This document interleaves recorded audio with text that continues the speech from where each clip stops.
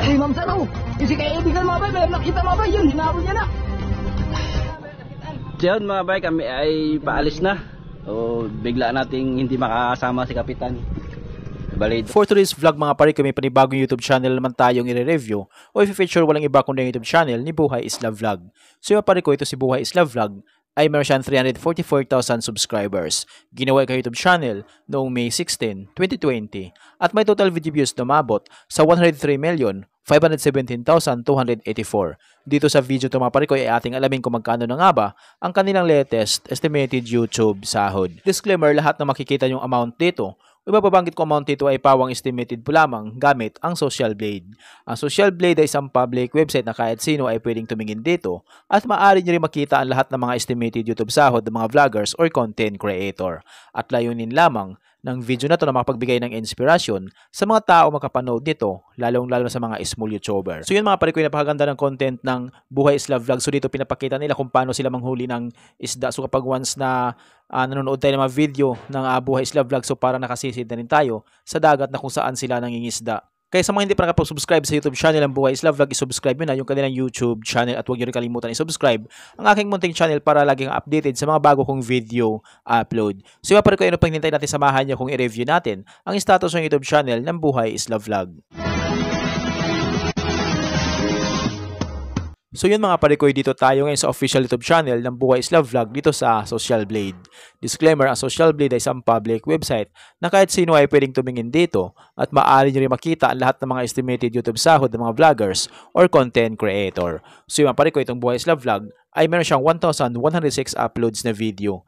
At yung kanyang subscribers ay umabot na sa 344,000 subscribers.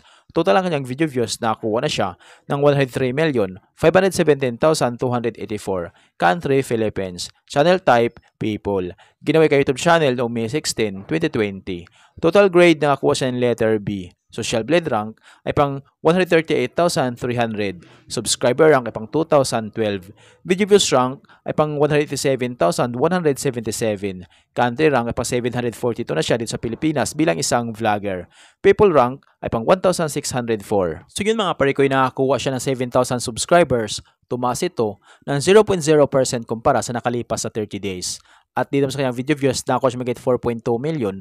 Tumaas ito ng 5.8% kumpara sa nakalipas sa 30 days. So maganda yung tinakbo ng YouTube channel ng Buhay Isla Vlog dahil parehas tumaas yung bilang ng subscribers at ganoon din yung kanyang video views. So tuloy-tuloy natin suportahan itong Buhay Isla Vlog. So yun mga pare ko, dito naman tayo ngayon sa YouTube stats summary ni Buhay Isla Vlog simula noong January 16 hanggang January 29, 2025.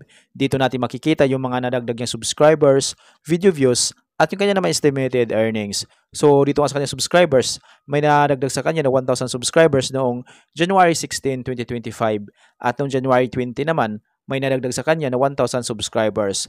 At noong January 24 naman, may nadagdag sa kanya na 1,000 subscribers. Dito sa kanyang estimated earnings mga pare ko, makikita natin dito yung araw-araw na kinikita ni Buhay Isla Vlog. So mayroon siya dito $42 up to $679 $76 up to $1,200 $2 up to $26 $38 up to $601 $80 up to $1,300 $47 up to $753 $80 up to $1,300.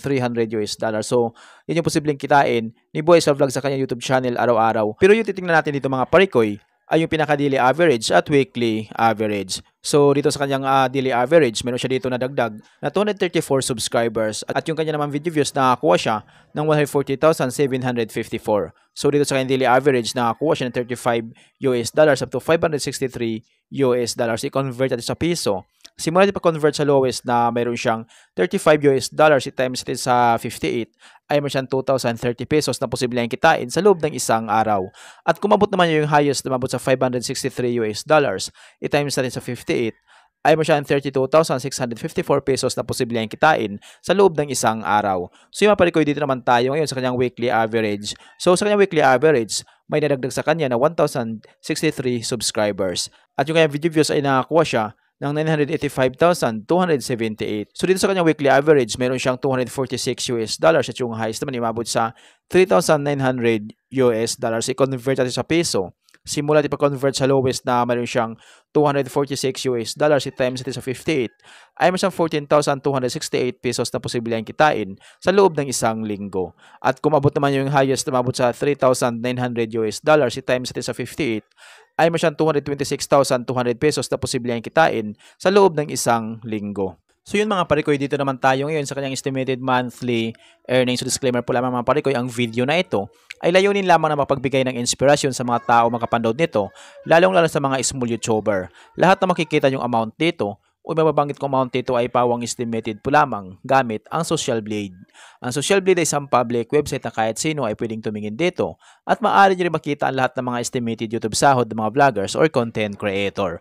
So yung mga parikoy, kung mayroon kayong inidolong vlogger na gusto nyong malaman kailang estimated YouTube sahod, paki-comment lamang sa comment section at gagawa natin ng itong klaseng uri ng video. At sa mga hindi pa nakapag-subscribe sa aking munting channel, pindutin nyo ang subscribe button at notification bell para lagi kang updated sa mga bago kong video upload. So dito sa kanyang estimated monthly earnings, makikita natin dito na mayroon siyang $1,100 at yung highest naman ay umabot sa $16,900. I-convert natin sa peso. Simula pag-convert sa lowest na mayroon siyang $1,100 i-times natin sa 58 ay mayroon siyang 63,800 pesos na posible ang kitain sa loob ng isang buwan. At kung mabot naman yung highest na umabot sa $16,900 i-times natin sa 58 ay mayroon siyang 980,200 pesos na posible ang kitain sa loob ng isang buwan. So yung mapalit itong highest ni Buhay Isla Vlog, sumabot lamang ito kapag once lahat ng mga viewers niya ay hindi nag-i-escape ng ads. So bihira lang yung mga viewers na hindi nag-i-escape ng ads kaya hindi ito maabot ni Buhay Isla Vlog. So dito lang malapit yung kanyang YouTube sahod sa lowest na mayroon siyang $1,100. So itong $1,100 na katumbas ng 63,800 pesos, so maaring doble lang ito or triple. So yan yung posibleng kitain ni Buhay Isla Vlog sa kanyang YouTube channel sa loob ng isang buwan. Pero maaaring magbabago pa ito mga parikoy, depende sa dami ng views na makukuha ni Buhay Isla Vlog. So dahil sa sahod ng mga vloggers or content creator, nakadepende sa dami ng views, hindi sa dami ng subscribers. At laking tulong din yung mga viewers na hindi nag-i-escape ng ads. So kapag once na hindi po tayo nag-i-escape ng ads, medyo lalaki ang YouTube sahod ni Buhay Isla Vlog. So yung mga parikoy, tuloy-tuloy po natin suportahan ito si Buhay Isla Vlog. So sa mga hindi pa nakapag-subscribe sa YouTube channel ni Buhay Isla Vlog, i-subscribe nyo na yung kanyang YouTube channel. So dito naman sa kanyang estimated yearly earnings mga parikoy, makikita natin dito na meron siya dito $12,700 sa lowest at yung highest naman umabot sa $202,700. So yun yung posibleng kitain ni Buhay Isla Vlog sa kanyang YouTube channel sa loob ng isang taon. So dito lang tayo babase lagi sa lowest na meron siyang $12,700. So yun yung posibleng kitain ni Buhay Isla Vlog sa kanyang YouTube channel sa loob ng isang taon. So yung parikoy, deserve ni Buhay Isla Vlog na magkaroon siya ng malaking sahod sa kanyang YouTube channel. So tuloy-tuloy lang yung suporta natin kay Buhay Isla Vlog. So yun mga parikoy, hanggang dito lang yung video natin. So kung mayroon kayong iniidolong vlogger na gusto nyong malaman yung kanilang estimated YouTube sahod, paki-comment lamang sa comment section at gagawa natin ng ganitong klaseng ori ng video. At kung nagustuhan nyo ang video na ito mga parikoy, huwag niyo po sanang kalimutan mag-like, share at mag-subscribe sa munting channel na ito.